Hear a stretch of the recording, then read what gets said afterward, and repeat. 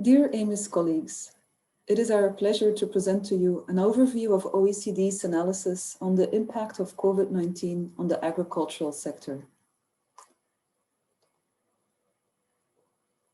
Our analysis at OECD can be classified into two groups.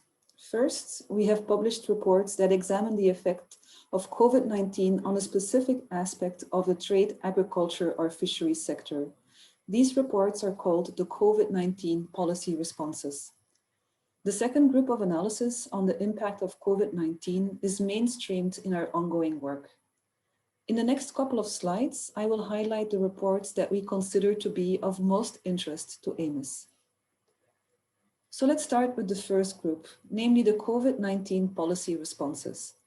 This is a new series developed at OECD that examines policy responses to COVID-19, spanning a large range of topics, from health to education and taxes. To date, OECD has published over 200 policy briefs. In this slide, you can see a selection of the COVID policy briefs that are related to agriculture, and they are listed according to their date of publication. I will briefly discuss the most recent ones, which are indicated in the green box.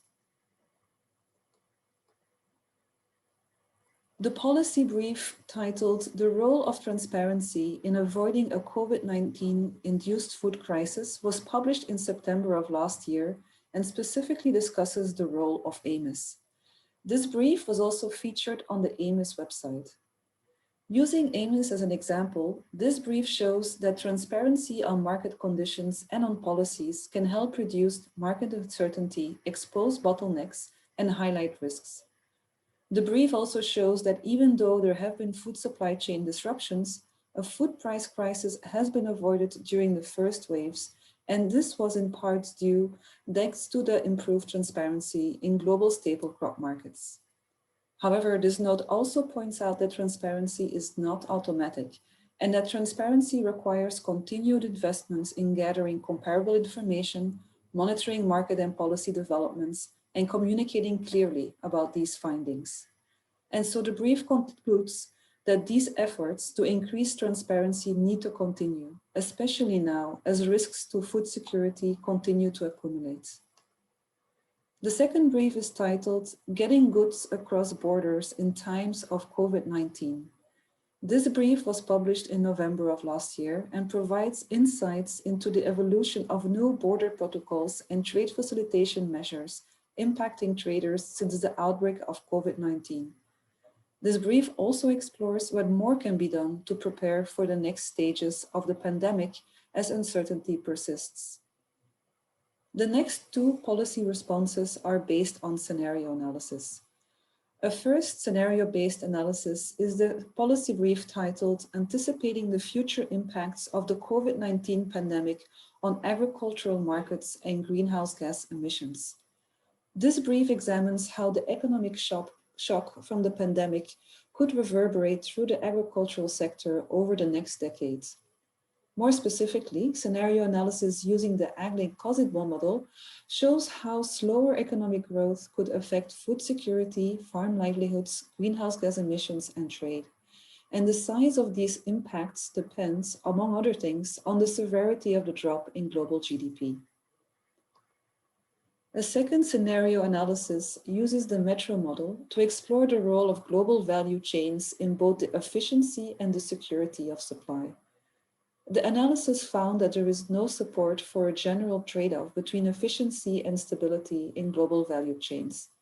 In fact, it shows that for most countries, reshoring reduces both efficiency and stability.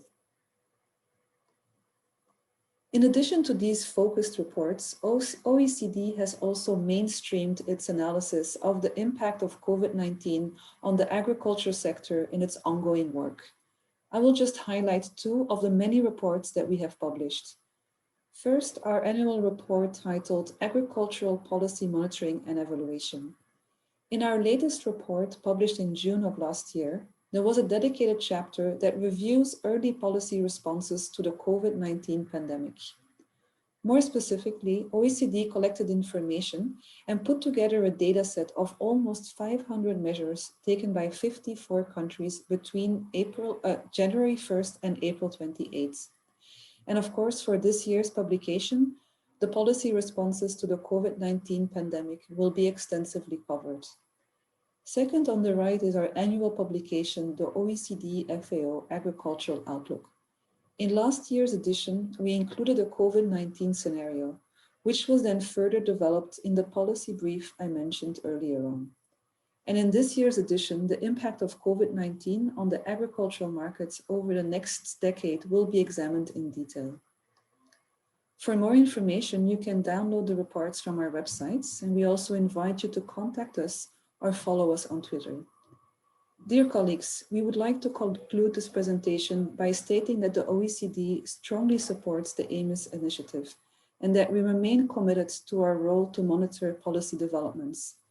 We truly value the AMIS initiative and look forward to the future collaboration with our AMIS colleagues to increase transparency. Thank you very much.